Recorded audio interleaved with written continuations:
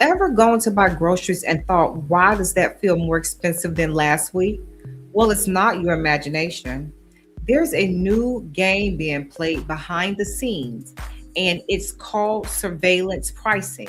And today we're exposing how companies like Instacart, Amazon, Walmart, Target, and more are quietly manipulating what you pay without you ever knowing it. You know, I've used Instacart so many times, and now I am just thrown back to understand who Instacart really is. And Instacart is not what you think it is.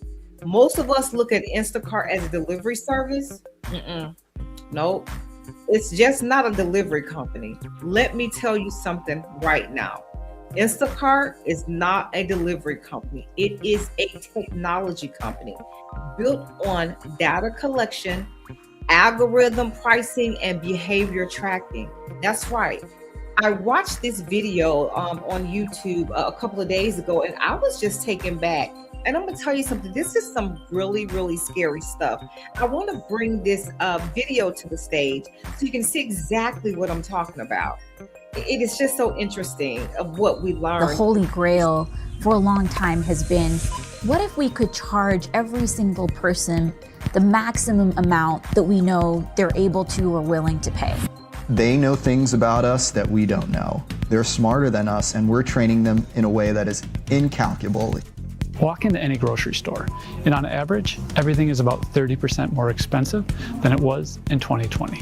Inflation, supply chains, tariffs. We've heard it all. But what if something else is happening? Something intentional? What if someone is charged $2 for these eggs, but another person is charged $2.40 at the same exact store? And it's pushing prices up. 5 months ago, a researcher reached out to me about Instacart. She'd been studying their Washington, D.C. workforce. Different pay for nearly identical work. Her question: if they do this to workers, what about consumers? Wow. You guys, I am telling you, we are going to have to get smart because this has blown me. Like my daughter says all the time, this blew me. And that's just the icing on the cake. The real money is in the data they collect from you every single time you shop. Instacart gathers what time you shop, what items you browse, and how long you look before you clicking. What you add, remove, replace, how fast you buy, how much you're willing to spend before leaving the app. All of that goes into a system designed to predict and manipulate your shopping behavior. Can you imagine that? I'm going to tell you, this is when I say this is so real. A study revealed the truth that they were studying. There was a study where hundreds of people at the same exact time bought exactly the same groceries, delivered to the same address, and they all received different prices. Some items, it was the same items, same cart, different city. Same city, different prices. Why? So they had everything in their cart the same. They shopped at the same time. They delivered to the address, same address, all at the same time. But most of them got different totals and different prices for items because the algorithm wasn't looking at the groceries. It was looking at the people. It was measuring their buying pattern, their time of purchase, how often they shop, and even what their digital footprint suggests about their lifestyle. This is not grocery service, you guys. This is a personalized pricing based on surveillance.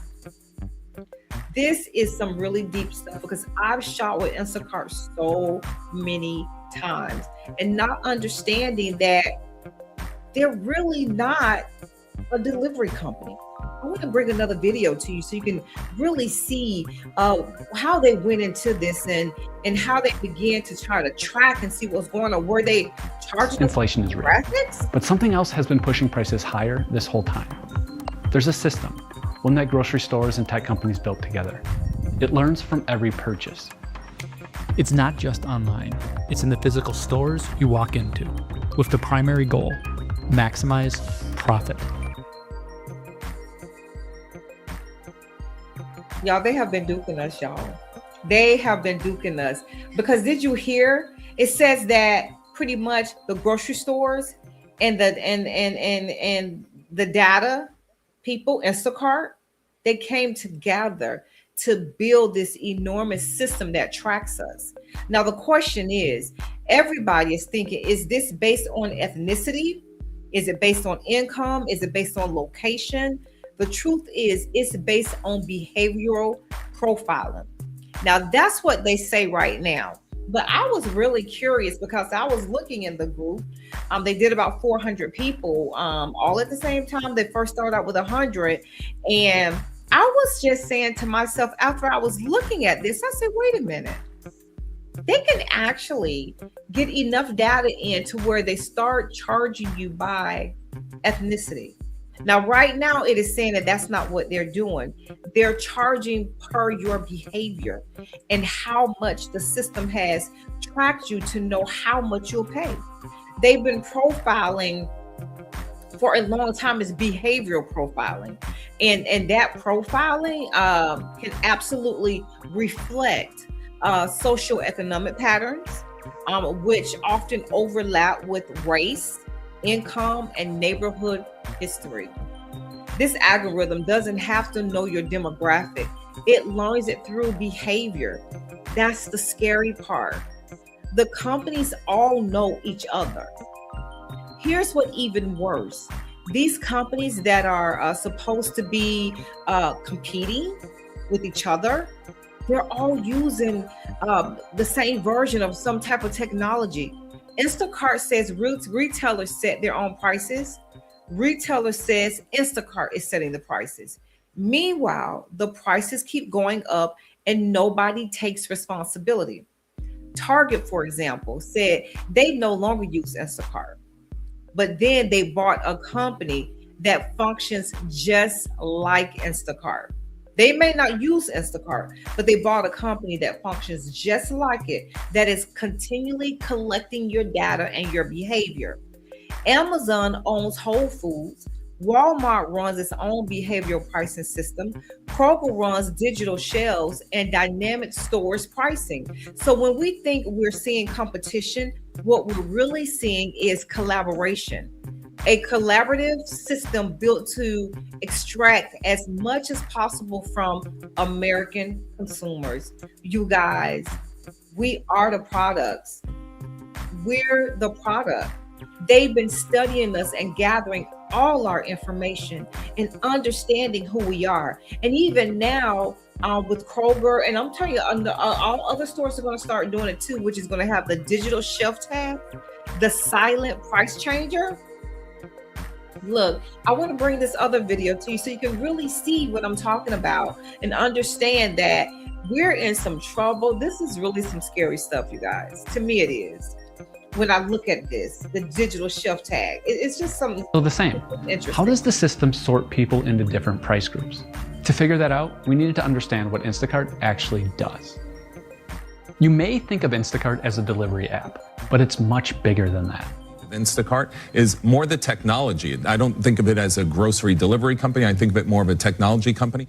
Selling technology that powers grocery websites, advertising campaigns, promotions. In 2022, Instacart bought Eversight, a company that optimizes grocery prices. Eversight says it runs constant experiments that are not made visible to consumers, and it is running tests in part to collect data about how much I'm willing to pay for canola oil, and it's using that information to likely create more profits for these companies. Y'all, this even gets even deeper. What I was telling you about those digital shelf tags, it is a silent price changer. Now let's talk about these new digital shelf tags you're seeing in grocery stores. These allow stores to change prices instantly at any time for any reason. If the algorithm says too many people are buying lemonade, they're going to raise that price. If demand spikes in the evening, they'll raise the price in that evening. If certain demographics are shopping early in the morning, raise it again for the morning. And here's the kicker. A price change of 1 cent or 2 cents multiplied across millions of shoppers equals billions of dollars. I remember I read an article a long time ago and it was talking about how Coca-Cola raised their prices on their drinks about 2 cents for stores or some stores, or that was the price for buying it now. And 2 cents didn't matter to some people, right? You'll think that 2 cents isn't anything, but 2 cents across millions of purchases that turned into a $1 billion revenue shift. That's what digital pricing allows: constant micro price changes that nobody notices, but everybody pays for. And when I even think about Instacart now, I look at them like, oh my gosh, I've been paying for the convenience of that, having them, because I would normally work from home, but I would be paying them from the convenience of that, and not knowing that they're actually gathering my data. They knew at a certain time I should be ordering my groceries that morning, which I usually do, especially when I was, working from home doing adjusting. I will order my groceries at a certain time on a certain day. And I'm quite sure they picked up on that, knowing when I was going to shop. And they also knew what I was willing to pay for certain items. The bigger picture: we are the product. Let me be real with you. We have always been used, but now the systems are smarter, they're faster, and more profitable than ever. You're not just buying groceries. You're feeding a system that is studying you, predicting you, and adjusting prices according to what you personally will tolerate. And the most dangerous part: there's no competition anymore. The biggest companies, Amazon, Walmart, Target, Whole Foods, even Instacart, are all playing the same game. We're living in an economy that no longer competes for the consumer. It collaborates to extract from the consumers. Y'all, this just really blew my mind when I was able to watch this whole message, this whole YouTube episode about this, because I'm steady always looking for information so I can educate myself, and then I come back and educate you at the same time. I'm just wondering, like, how do we get unplugged? Do you remember that movie called The Matrix? You know how they were plugged in, and if you were unplugged, it's pretty much you were out of the system. You weren't plugged into it no more. You weren't going by their rules. This is why we have so many of those shows with the resistance and the outcasts, because they decide to be unplugged. I just wonder, you guys, will we ever be unplugged from this? Are we too plugged in? Listen, beyond the claim messages is what does this mean for you? What does it mean? It means pay attention to your prices. Compare in-store versus delivery versus curbside. Don't assume the prices you see is the price someone else sees, and understand that convenience is costing you more than you realize. Recognize that any technology collecting your data is using it to influence your spending. And I even say, when these companies are collecting my data and selling my information, shouldn't I get a kickback from that? You're taking my information, you're selling it to someone else, but I'm not getting paid for you selling my information.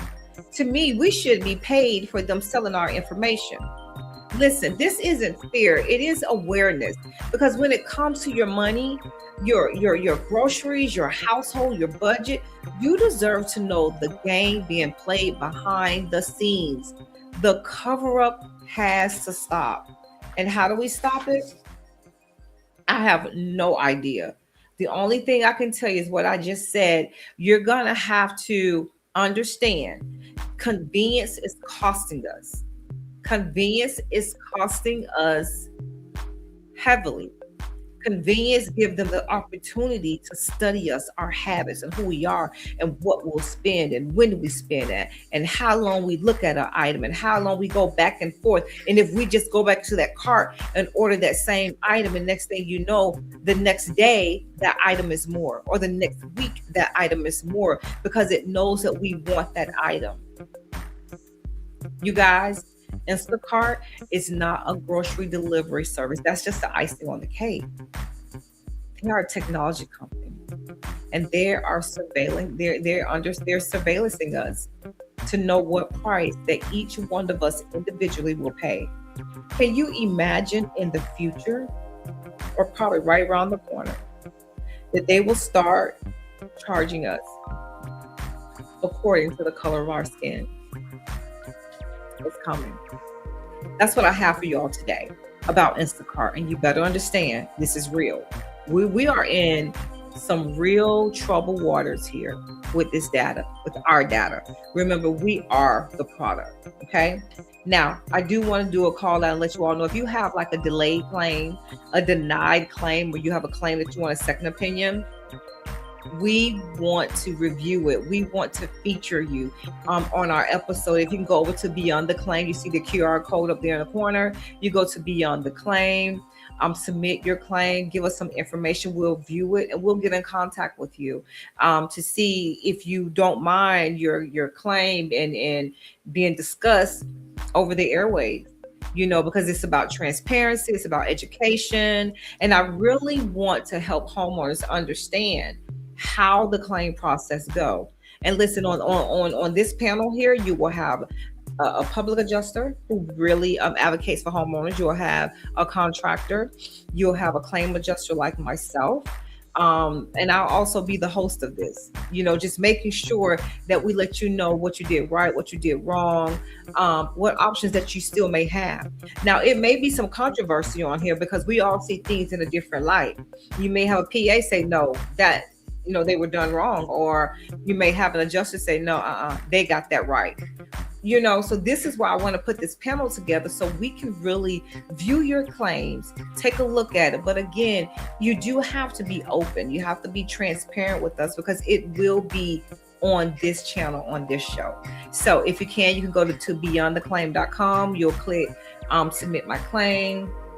Or you can go look at that QR code. It's right there. It'll take you there. Submit your claim information and we'll review it and we will be in contact with you. That is it for Beyond the Claim. And I want to thank you all for watching. See you on the next show.